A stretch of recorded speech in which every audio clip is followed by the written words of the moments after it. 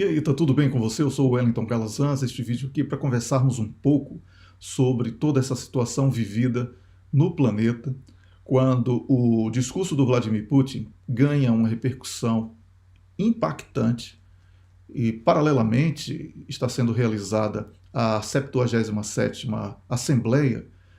Geral das Nações Unidas em Nova York, e muitos discursos, incluindo aí o do presidente da União Africana e presidente de Senegal, Macky Sall, e também do presidente do Brasil, Jair Bolsonaro, ganharam repercussão porque eles divergiram, de certa forma, daquilo que foi dito por exemplo, Emmanuel Macron, da França, e também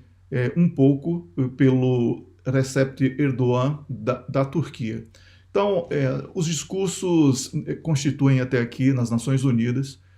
uma guerra de narrativas, uma tentativa de transferir culpa de um lado para o outro. E sabemos que o que chamam de invasão russa na Ucrânia, na verdade, está sendo revelado a cada dia como uma guerra da NATO contra a Rússia em solo ucraniano. E as palavras de Putin hoje foram de preparação ao povo russo de que a Rússia irá ficar maior. Uma clara negação daquilo que vem sendo difundido pela imprensa ocidental sobre reconquista de território por parte da Ucrânia. Então, quando parte da Ucrânia irá realizar, entre os dias 23 deste mês e 27 desse mês, referendos para que possam fazer parte do território russo, isso é a pior resposta que os povos ocidentais poderiam receber diante da mentira em que vem sendo jogado por uma imprensa altamente corrupta, altamente comprometida com a propaganda da NATO. Então, observe que a eleição, que é uma grande arma da democracia na visão do Ocidente, que foi usada até aqui historicamente para derrubar governos, para justificar transição, muitas vezes à força, para impor fantoches que atendam interesses ocidentais, ela é utilizada pela Rússia para legitimar a vontade dos povos dessas autoproclamadas repúblicas como agora parte do território russo. Uma outra coisa que a imprensa mentiu para a sociedade ocidental é que o Vladimir Putin iria declarar guerra ou iria declarar prontidão total da Rússia em relação às operações realizadas na Ucrânia. E o Vladimir Putin somente manteve o estatuto de operação especial e uma prontidão parcial, exatamente porque ele disse que querem destruir a Rússia. Ou seja, a partir do dia 27, quando terminam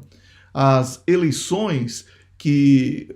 são feitas para a decisão em forma de plebiscito ou referendo, como queira, sobre a adesão das províncias novas à Rússia, tirando esse território da Ucrânia, esse tipo de ação consolida o território russo como maior para o povo russo através do discurso de Vladimir Putin, sem a necessidade de declarar uma guerra. Com isso, qualquer ataque a esse território que será anexado à Rússia passará a ser visto pela Rússia como um ataque à Rússia. E o povo russo foi preparado, nas palavras do seu próprio presidente Vladimir Putin, para que as ações militares que poderão vir a ocorrer a partir do final do referendo e o anúncio de que certamente dará uma vitória esmagadora de adesão à Rússia, a Rússia está maior e a Rússia terá que defender mais e melhor o seu território e mais pessoas. A Rússia, segundo essa interpretação que o Putin incute na cabeça do povo russo, ganhou novos irmãos, que são os irmãos dessas autoproclamadas províncias independentistas. Então, observe que no discurso de Macron ontem, na Assembleia Geral das Nações Unidas, ele diz que manterá um diálogo com a Rússia, mas ele também diz que a Rússia está ferindo os acordos internacionais, ou seja, ele tenta agradar os dois lados, e esse discurso dual, que foi muito comum historicamente, ele já não cabe mais na sociedade atual, onde todos os povos estão interligados, a comunicação é direta entre as pessoas, sem precisar de intermediários, e o Macron perdeu ali a oportunidade de se colocar como um elo de diálogo, porque não haverá solução do problema sem o recuo da NATO, sem uma conversa franca com a Rússia, para que possa ser consolidada a paz. Portanto, esse vídeo aqui tem como objetivo deixar claro que tudo que foi colocado, em primeiro lugar, ontem, pelas Nações Unidas, como de grande preocupação, e que o Bolsonaro, de certa forma, contemplou no seu discurso, falando sobre energia limpa, sobre produção de alimento, sobre a queima de combustíveis fósseis e também de madeira por parte, sobretudo aqui na Europa, dos europeus, da Europa Ocidental. Isso tudo que o Bolsonaro falou não é campanha política, como a imprensa brasileira e até parte da imprensa internacional tenta reduzir. Então, é importante que o discurso do presidente de Senegal e também secretário-geral, da União Africana, o Macky Sall, que eu não tenho nenhum apreço por ele, diga-se de passagem, tenho até uma certa rejeição, porque ele contribuiu decisivamente para o caos na Guiné-Bissau, apoiando esse governo que chegou ao poder através de um golpe com o apoio militar da União Africana, através do braço que é a CEDEAO naquela região. Então, o Macky Sall teve participação ativa naquele processo, e por isso eu tenho bastante resistência a aceitá-lo como uma pessoa séria. No entanto, quando ele diz que as Nações Unidas e o Ocidente tentam de forma quase que impositiva influenciar para que os países africanos passem a aderir a uma agenda russofóbica, ele está corretíssimo. Então, a minha análise ela tem que ser feita, e por isso eu convoco você a fazer o mesmo, de forma desapaixonada. Eu não sou bolsonarista, mas negar que o Brasil é um grande produtor de alimentos é ser cego por uma política doméstica. Negar que o Brasil produz energia limpa é não conhecer o próprio país. Né? Então, tudo isso que foi colocado na Assembleia Geral das Nações Unidas ontem, e que certamente o Joe Biden, que teria que fazer o discurso ontem, mas justificando o deslocamento que teve que fazer para o sepultamento da rainha Elizabeth II, ele somente poderá fazê-lo hoje. O discurso de Biden certamente será belicista contra a Rússia, irá prometer mais armas e apoio à Ucrânia, tudo aquilo que nós já conhecemos. Não é? Então, com isso, nós veremos, mais uma vez, nas Nações Unidas, um festival de discursos que tentam jogar para a plateia, através da repercussão na imprensa, uma narrativa que favoreça a este, desfavoreça aquele e vice-versa. Portanto, não teremos nada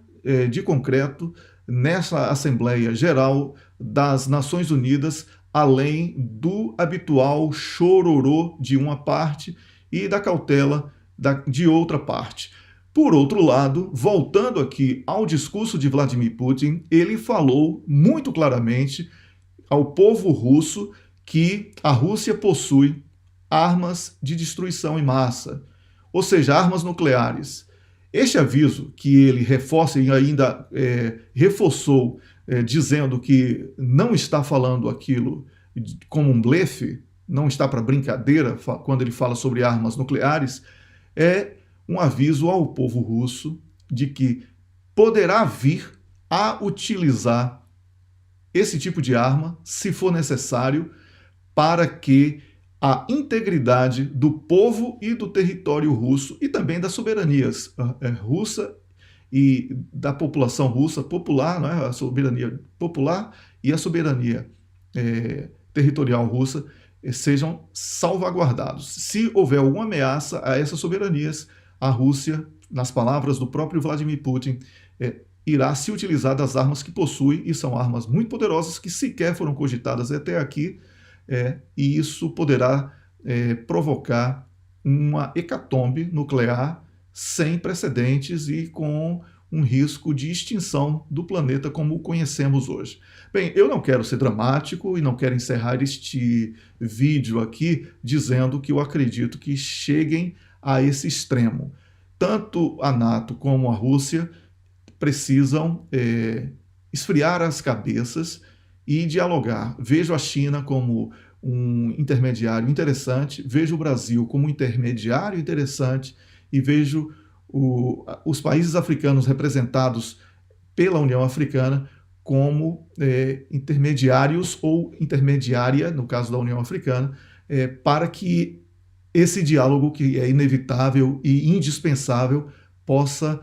se dar. Eu faço também aqui um alerta para que você que lê exclusivamente a imprensa ou acompanha a imprensa tradicional, que cobre os acontecimentos na Ucrânia apenas sob a ótica dos interesses da NATO, você tem um pouco de cuidado para não se deixar levar pelo ódio aos russos, porque isso é xenofobia, é russofobia, é uma xenofobia, e vai reduzir a sua capacidade de interpretação do que realmente está acontecendo. E também faço um alerta para que